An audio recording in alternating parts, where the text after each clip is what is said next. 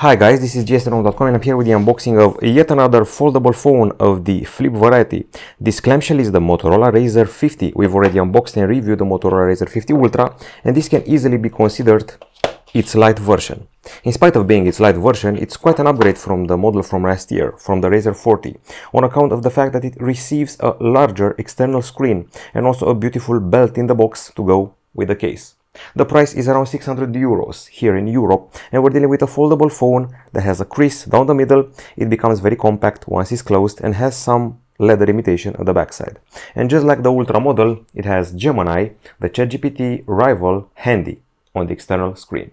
There's a CPU here which I haven't quite seen on other handsets, a MediaTek Dimensity, which on foldables is rare, and a dual camera which can serve as a selfie shooter. Okay, so let's see what's inside the box. Okay, so first things first, let's see what we got in this envelope here.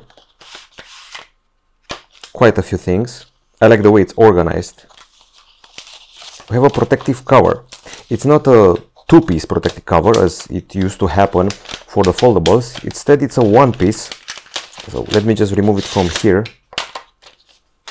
It's just like the one we had on the Motorola RAZR 50 Ultra, and as you can see, these little belts here to attach the actual belt of the device. I think this needs to be removed. Okay, so this is it. It has some leather imitation of its own, and here we find other things, like we should have here the manuals and also a key used to access the slots. Just nano SIM, no love for micro SD. This is the manual.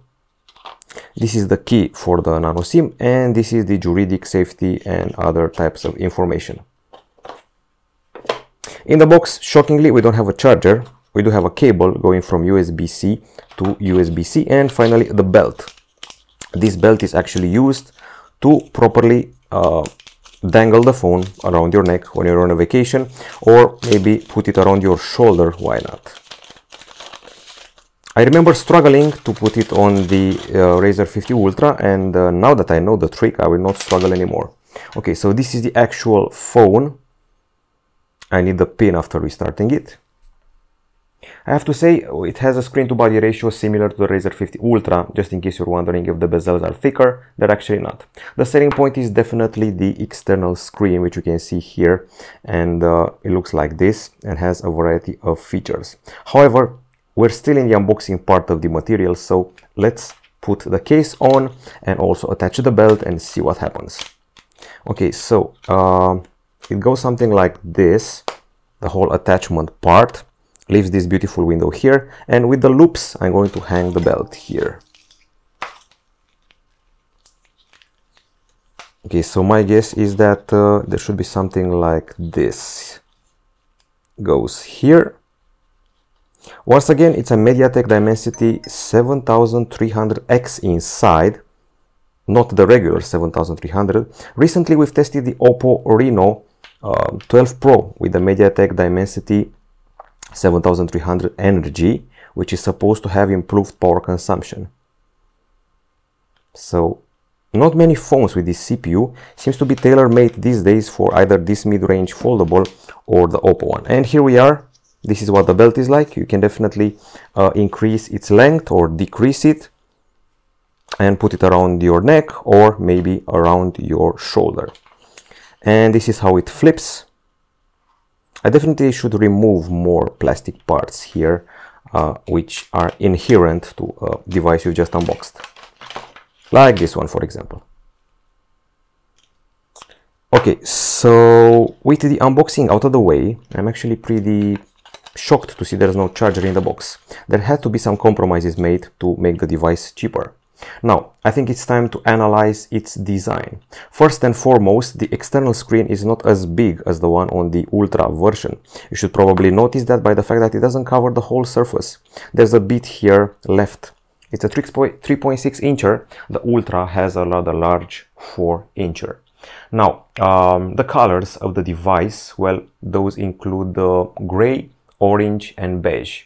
We have a beige one. It's called actually something called beach sand. This is leather imitation at the backside. This screen has Gorilla Glass Victus protection, and the weight is 188.4 grams. When it's closed, the phone measures 15.9 millimeters in thickness. When it's open, it's actually 7.3 millimeters in thickness. It's got a plastic protection for the screen, the main one, the 6.9 incher, and it's quite comfy and grippy on account of the fake leather at the backside.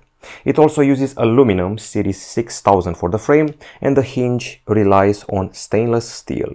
It's just as discreet as the Motorola RAZR 50 Ultra one, and we also have IPX8 certification, which is rather water-based, not dust-based. Once again, a very comfy phone, fits in the jeans pocket. It's comfy to use on its own like this with the external screen only when you don't have the time to go to the, well, main screen. Okay, speaking of screens, let's take them one by one. So, the main one. It has the crease down the middle, as you probably know for yourself, and it's just slightly more visible than the one of the Ultra, just slightly and from certain angles. You can definitely feel it if you pass the finger above it. It's an LTPO AMOLED, this one here, 6.9 inch, shows 1 billion colors, has 120 Hz refresh rate, supports HDR10 Plus and has up to 3000 nits of brightness. The resolution is 2640 over 1080 pixels and has a 84.9 screen to body ratio. That's the main screen. The external screen, this one here, the cover screen if you will. Now this one is a 3.6 incher. It's actually the equal of what we got last year on the RAZR 40 Ultra, and it's actually bigger than the one of the Galaxy Z Flip 5, which was a 3.4 incher if I remember correctly. An AMOLED panel which shows 1 billion colors, has a 90 Hz refresh rate and up to 1700 nits. By the way, the resolution is 1056 over 1066 pixels and we have Gorilla Glass Victus protection. Now the features here include the following. So with a swipe you can see the quick settings, we can press here to see the notifications, and we have multiple other features like a bunch of home screens which can be set up from the settings with a dial pad, the calendar, the weather, the games, the widgets, and you can also pinch the screen and see all of these panels as they're called here. Of course you can start full screen apps like the calculator, like Google Maps for example.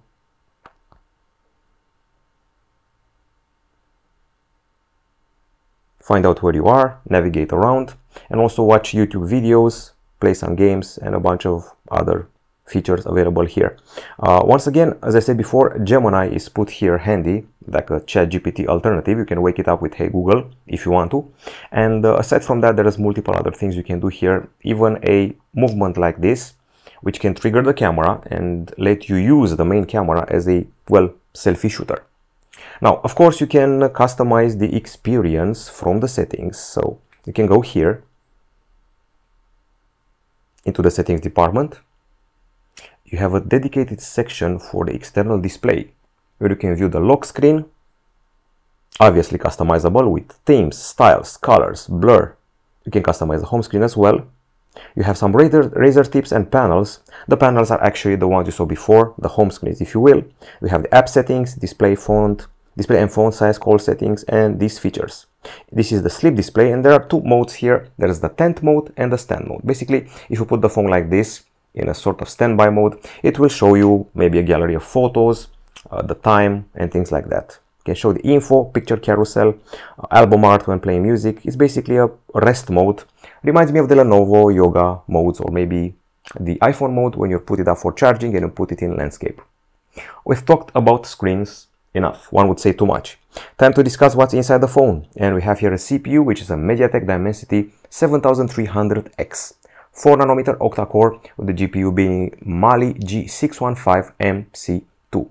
Now, it's a relative to the one on the Oppo Reno 12 Pro, and other specs here include, let's see, we have 256 GB of storage and 8 GB of RAM. There are versions with 12 GB of RAM and 512 GB of storage. No micro SD, just so you know. Interestingly enough, the battery has increased from the RAZR 50 Ultra. It was 4000 mAh there, it's 4200 mAh here. We also receive 30 watts wired charge via the port at the bottom, and we also have 15 watts wireless charging. Okay, so aside from that, for entertainment purposes, we have the stereo speakers. One is at the bottom and the other one is at the top. It's the earpiece. You can see its holes here. The fingerprint scanner is placed on the side. I keep using it to unlock the phone, as you can see for yourself. It's in the power button here. And we don't have an audio jack, as you probably figured out already. What you do have is advanced connectivity. 5G, Wi-Fi 6E, Bluetooth 5.4. There's also GPS, GLONASS, BDS, Galileo, QZSS, NFC, and of course USB-C 2.0 port at the bottom side. And now I think it's safe to discuss the cameras. You can see a punch hole here for a 32 megapixel shooter, a staple on Motorola phones if you ask me. It has 4K capture and f2.4 aperture. Remains to be seen if it has autofocus. Even if it doesn't, you can definitely take selfies with the main camera, which is embedded here. So, the main sensor is a 50 megapixel shooter with f1.7 aperture, optical image stabilization, and dual pixel face detection autofocus. Here we have the LED flash. Now, the other camera is a 13 megapixel shooter cut here, which is an ultra-wide camera with 120-degree capture, f2.2 aperture, and believe it or not, autofocus, which leads me to believe that we are also getting macro capture. Okay, the LED flash you already saw, and now it's time for the interface. We go here. It's nothing you haven't seen before on the Motorola Edge 50, 50 Ultra, 50 Pro, RAZR 50 Ultra. Here we go. So, night vision, dual capture photo and video, time-lapse, spot color, ultra resolution, tilt shift. There's also scan, panorama, photo booth, and once again spot color. The Pro mode lets you also take RAW and JPEG captures. We have a portrait mode as well here. And the regular photo mode brings forth a sort of color profile. You can choose auto enhance or natural depending on your needs. In the video section, you can trigger two types of stabilization: horizon lock, which basically keeps the horizon locked in a straight line horizontally, and adaptive stabilization. Then we have the slow motion, and by the way, in the photo section here you can see a part of the features. You can have a preview on the external screen, or you can also rely on it to show some cartoons which will make you smile and deliver a proper capture. Okay, that's it as far as the camera is concerned.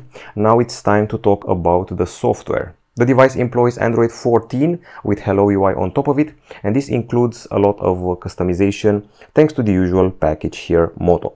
So if you go to the Moto app, which is this one here, we have quite a bit of things to do. So there's personalize, which includes here even a create with AI feature. So you can create wallpaper, a unique one, styled following your outfit. There's also Magic Canvas, which involves signing in with a Moto account. Then we have the fonts, and then we have the themes, the colors, icon shapes. We have the lock screen with clock faces, reminding me of the iOS customization.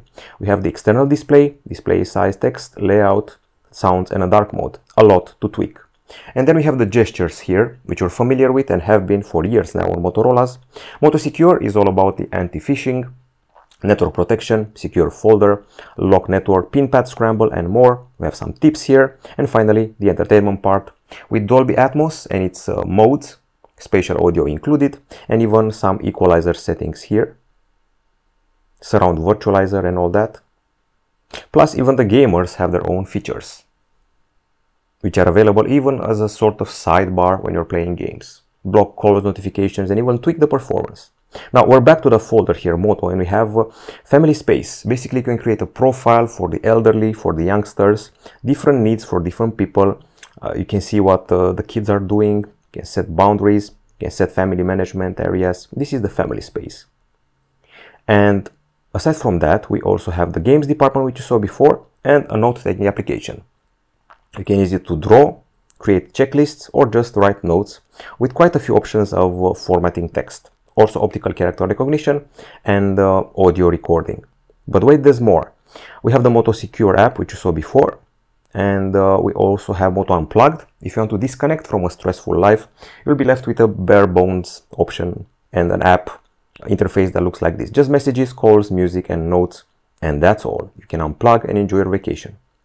And you can do the opposite of that and rely on Smart Connect. You can connect to your PC, use the phone as a hotspot, mirror it on the PC, use it as a webcam, do app streaming, transfer of files. You have cross control of cursors, smart clipboard, share hub, and PC lock. You can connect to a monitor and have your device used as a trackpad, or simply just mirror it, play games, or do video calls. So this is pretty much it. I would say the good thing about the RAZR 50 is that you're getting 80% of the RAZR 50 Ultra experience while paying less. And by the way, a larger battery, which I look forward to testing. This is definitely a rival for the last year Motorola RAZR 40 Ultra, considering it has pretty much the same screen package and a newer CPU and a promising camera. We'll see how it delivers in the review pretty soon. That's it from us. Goodbye.